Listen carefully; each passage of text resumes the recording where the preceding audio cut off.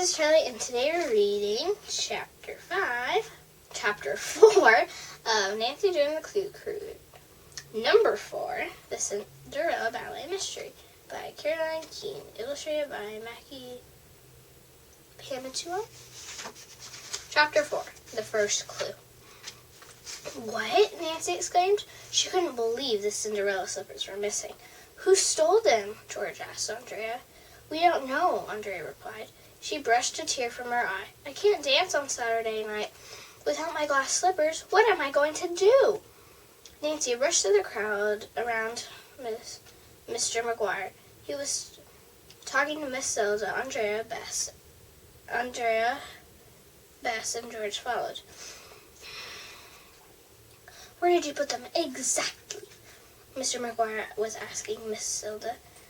Miss Zelda pointed to the storage area in the corner of the studio. Costumes hung neatly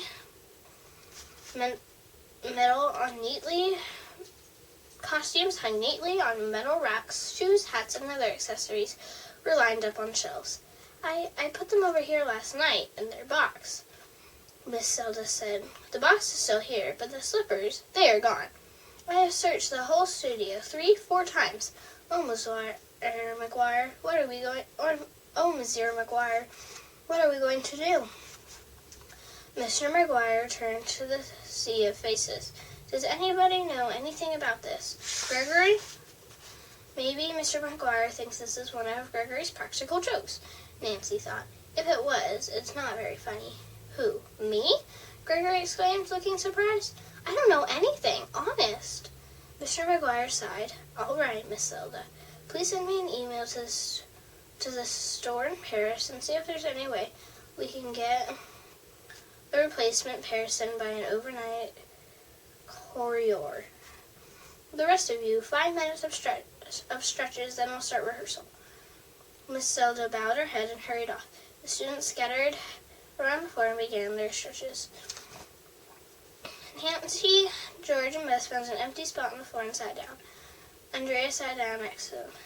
Hey, Andrea said in a low voice, the 3 of you have a detective club, right? The Clue Crew? The Clue Crew, Bess corrected her. Right, the Clue Crew, Andrea said quickly. Can I hire the Clue Crew to find the missing slippers? I'll give you all of my allowance for this week. You don't need to pay us, Nancy replied. Our club is all about being the best kid detectives ever, not about making money, George added. And yes, we'll take your case. Bess piped up. She glanced at Nancy and George. If that's okay with you two. Nancy and George nodded. Nancy felt a rush of excitement. She loved solving mysteries even more than she loved dancing. We'll get on the case right away, Nancy told Andrea. We'll do our best to find the slippers by Saturday. George was busy rehearsing a scene with Deidre and Madison. Nancy and Bess checked all the shoe boxes and accessory boxes on the shelves one more time. The missing slippers were nowhere to be found. This is so mysterious, Bess said as she picked up yet another box and peered into it. It's like they disappeared into thin air. I know what you mean, Nancy said, but they have to be somewhere. Things can't just disappear into thin air. I guess you're right, Bess agreed. Slippers, where are you? She called out. Nancy sighed. The funny thing was, the box of slippers was still there. It was on the shelf where Miss Zelda had left it last night. It was a pretty white box with pink and silver stripes and writing on the side. There's got to be a clue, Bess muttered. She picked up the pink and silver striped box and turned it upside down. Just then, Nancy noticed something odd. Gregory was walking toward the storage area with Scruffy on a leash.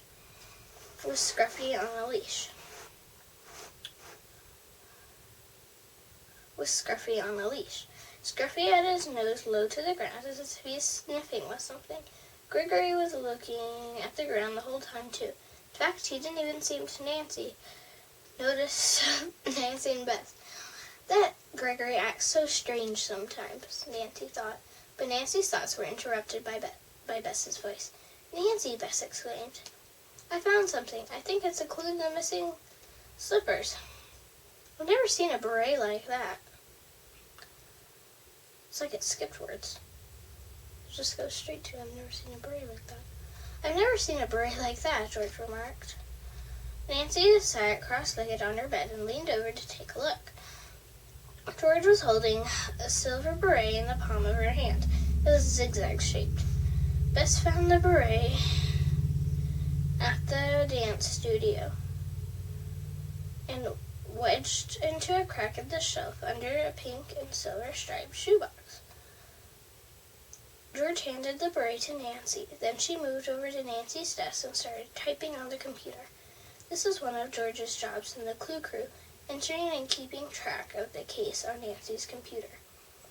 Clue: zigzaggy beret found under the Cinderella shoebox. George read it out loud as she typed. Do you think the slipper thief left it there by accident? Or maybe the beret was there all along and doesn't have to do anything about the slipper thief, Nancy pointed out. George typed all this on the computer. Nancy turned the beret over and over in her hand. Looks like a Z, she thought. Then she turned it over again. Now it looks more like an N. N as in Nadine? Does the beret belong to Nadine, Nancy wondered? Was Nadine the slipper thief?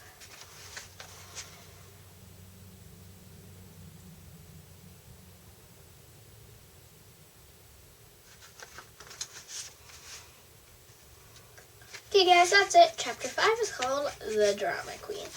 Hope you guys enjoyed it. Make sure to like, subscribe, and click the bell. Keep reading, keep dreaming. See you in the next video. Bye!